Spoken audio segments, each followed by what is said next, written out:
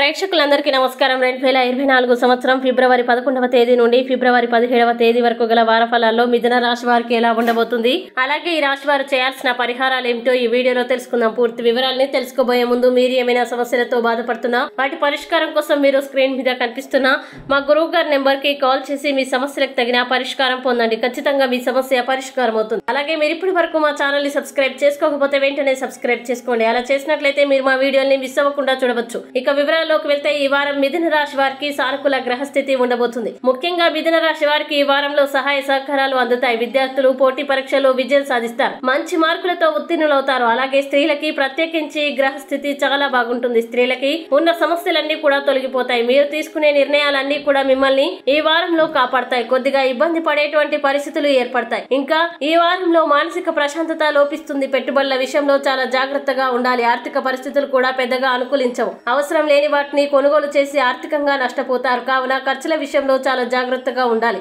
అలాగే ఉద్యోగ పరంగా ఒత్తిడి అధికంగా ఉంటుంది. పై అధికారులతో ఉండే సఖ్యత కొద్దిగా దూరం అవుతుంది. కొత్త అధికారుల వల్ల సమస్యలు అధికమవుతాయి. పరిభారం అధికంగా ఉంటుంది. వారం చివరిలో ఆర్థిక వృద్ధి ఉంటుంది. ఆర్థిక సమస్యలన్నీ తొలగిపోతాయి. కొత్త వస్తువుల్ని కొనుగోలు చేస్తారు. ఒత్తిడి వల్ల అనారోగ్య సమస్యలు ఎదురవుతాయి. అలాగే ప్రయాణాలు చేయడానికి మరియు కొత్త రుణాలు తీసుకోవడానికి బాగుంటుంది. చేతిలో డబ్బు లేకపోయినా ఏదో ఒక రకంగా అప్పు చేసైనా ఇష్టమైన వస్తువుల్ని కొనుగోలు చేస్తారు.